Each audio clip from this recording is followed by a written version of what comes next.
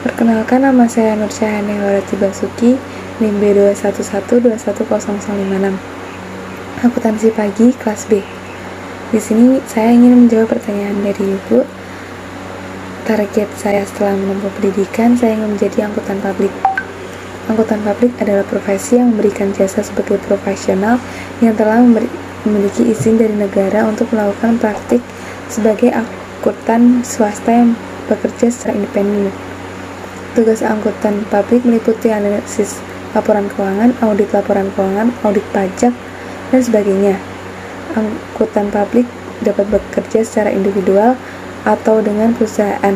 Mereka menyiapkan dan menganalisa berbagai dokumen dan laporan keuangan. Profesi ini harus mengerti regulasi perpajakan dengan baik dan terus mengikuti perkembangan terbaru dari regulasi perpajakan. Alasan saya memilih angkutan publik karena menurut saya pekerjaan ini sangat akurat, yaitu pekerjaan ini dari pemerintah. Dan pekerjaan ini menawarkan jasa yang sangat profesional dan dapat membantu masyarakat untuk mengambil suatu keputusan penting. Profesi ini mempunyai tugas yang cukup kompleks, bukan hanya melakukan perhitungan-perhitungan angka, tetapi juga sebagai penghubung aktivitas bisnis antara perusahaan yang menjadi kliennya dan perusahaan lain dalam proses berkelanjutan bisnis. Oleh karena itu, dapat belajar tentang bisnis ataupun bisa menjadi pengusaha untuk pekerjaan sampingannya. Usaha yang akan saya lakukan untuk mencapai target yaitu saya ingin belajar dengan giat untuk saat ini dan terus untuk belajar bagaimana untuk bisa memahami akuntansi dan perpajakan secara lebih menyeluruh dan mencari pengalaman tentang yang akan saya targetkan ini, akuntan publik, atau mencari informasi-informasi mengenai target yang akan saya capai dan ingin menempuh pendidikan dengan cepat dan baik dengan nilai yang terbaik. Pentingnya materi kewarganegaraan bagi pendidikan tinggi menurut saya sangatlah penting, karena di dalam pendidikan tinggi mempelajari materi kewarganegaraan yang saya harapkan saya bisa memanifestasikan dari materi yang telah saya pelajari. Saya bisa terapkan di kehidupan saya sehari-hari dan menjadi pribadi yang paham tentang hak dan kewajiban sebagai warga negara Indonesia, berpikir kritis, juga bertoleransi tinggi sebagai seorang angkutan publik, dan harus menjadi pedoman dengan berbagai peraturan keuangan pemerintah yang harus ditaati. Satu contoh konkret kebudayaan sifatnya material yaitu ketoprak. Ketoprak merupakan salah satu teater tradisional. Kebudayaan ini sifatnya berwujud atau material. Ketoprak merupakan seni pertunjukan drama yang berasal dari Jawa Tengah. Cerita-cerita yang dibawakan saat pertunjukan biasanya berupa cerita legenda, yang tujuannya tidak hanya sebagai pertunjukan hiburan, namun juga sebagai pesan moral kepada masyarakat. Bahasa yang digunakan saat pertunjukan juga bahasa Jawa, dengan menerapkan unggu boso atau tingkatan penggunaan bahasa sesuai dengan kedudukannya. Dan salah satu kebudayaan sifatnya tidak berwujud atau immaterial yaitu kebudayaan bahasa Jawa dengan baik dan benar. Bahasa Jawa adalah salah satu bahasa komunikasi yang digunakan secara khusus di lingkungan etnis Jawa. Dalam penggunaannya, bahasa Jawa memiliki aksara bersendiri yaitu aksara Jawa. Tiap daerah memiliki dialek yang berbeda serta unggu bahasa atau etika yang berbeda. Berbahasa Jawa juga dibagi dengan 3 tingkatan, yaitu ngoko, madya, dan kromo. Dalam tingkatan bahasa penggunaannya berbeda-beda sesuai dengan lawan yang diajak bicara. Eksistensi kebudayaan tersebut saat ini di tengah-tengah ancaman budaya asing yang masuk ke Indonesia yang saya lihat dari pengamatan saya. Mungkin kalau di kota jarang melihat, tapi kalau di desa atau di kampung pasti sering melihat ketoprak. Tetapi di tengah ancaman budaya asing menjadikan semakin lama semakin pupus. Mungkin masyarakat lebih memilih nonton konser musik Korea atau konser musik dari negara lain. Tapi alangkah baiknya kita harus mencintai budaya yang ada di negeri kita.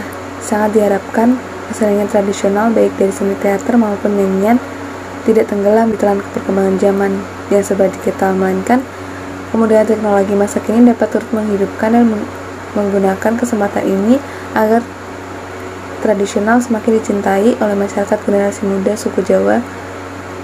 Sepantasnya melestarikan bahasa Jawa demi kelangsungan dan tetap menjaganya merupakan bahasa budi yang menyiratkan budi pekerti luhur, juga mencerminkan dari tata krama dan tata krama berbahasa yang menunjukkan budi pekerti pemakaiannya. Upaya konkret yang dapat saya lakukan sebagai mahasiswa untuk mempertahankan melestarikan kebudayaan tersebut sebagai wujud dari identitas nasional, yaitu di masa pandemi ini yang masih saya rasakan saat ini, kesenian ketoprak sudah mulai jarang dipentaskan di desa saya sendiri maupun di desa sekitarnya. Tetapi saya juga bersama keluarga masih sering menonton ketoprak ini lewat YouTube di televisi untuk mengisi waktu bersama. Di dalam keluarga juga bermasyarakat, saya sering menerapkan etika berbahasa Jawa. Bentuk tindakan ini saya lakukan untuk mempertahankan juga melestarikan kebudayaan tersebut. Upaya preventif agar fenomena disintegrasi tersebut dapat dihindari. Menurut pengamatan pada lingkungan tempat tinggal saya, pernah suatu ketika ada sebuah fenomena disintegrasi yang terjadi di masyarakat. Permasalahan ini merujuk pada penggunaan makam. Ada satu kelompok mengatakan bahwa makam di desa ini cuma untuk beragama Islam saja. Padahal sebagaimana warga di sini diketahui bersama, makam tersebut milik bersama warga di sini. Bukan hanya milik A, B, atau C, tetapi milik semuanya. Supaya hal ini tidak terjadi lagi, yaitu perlu diadakannya musyawarah bersama, di mana setiap warga dapat berpendapat satu sama lain. Juga setiap warga harus menghormati pendapat yang lain, supaya tercapainya mufakat bersama. Hal ini dilakukan agar setiap warga negara dapat hidup rukun, juga dapat bersosialisasi dengan baik kembali. Upaya yang dapat dilakukan untuk mempertahankan dan meningkatkan fenomena integrasi tersebut, keberagaman suku, agama, dan ras bangsa Indonesia merupakan keunikan tersendiri yang menjadi kebanggaan bagi masyarakat Indonesia. Namun, tidak sedikit pula konflik yang terjadi akibat keberagaman itu sendiri. Kerukunan umat beragama merupakan bagian penting dari kerukunan nasional.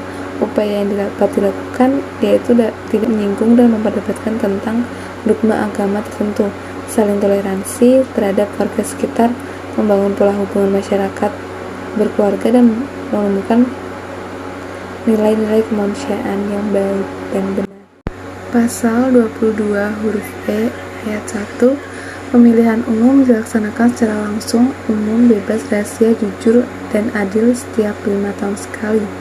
Yang dimaksudkan adalah setiap pemilihan umum suatu daerah ataupun sampai presiden itu dilakukan secara langsung oleh rakyatnya, dipilih oleh rakyatnya secara umum, dan tidak ada rahasia sedikit pun, semuanya jujur.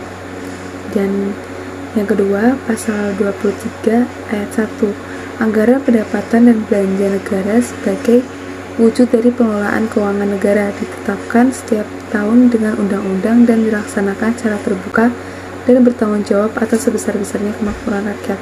Jadi semua anggaran, semua yang diberikan oleh rakyat untuk rakyat sendiri, semuanya dipertanggungjawabkan untuk rakyat sendiri.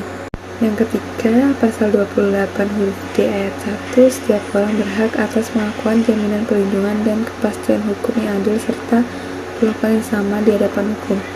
Jadi semua orang dapat pengakuan yang sama rata, tidak memandang suku, ras, atau budaya, ataupun kaya atau miskin.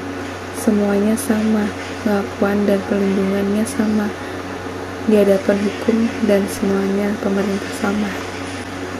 Jadi pada intinya 3 pasal ini mengajarkan bahwa dari rakyat untuk rakyat, dan pendapatan apapun untuk rakyat, semuanya dari rakyat dan pemerintah hanya perantaraan untuk rakyat kembali, seperti itu. Dari beberapa pasal tersebut, hak dan kewajiban negara adalah mengelola hasil dari apa yang dihasilkan rakyat, mengelola dengan baik, semuanya diserahkan lagi kepada rakyat. Dan hak dan kewajiban rakyat adalah mematuhi pemerintah, tunduk dan taat selagi pemerintah itu menjalankannya dengan baik. Sekian dari saya, terima kasih.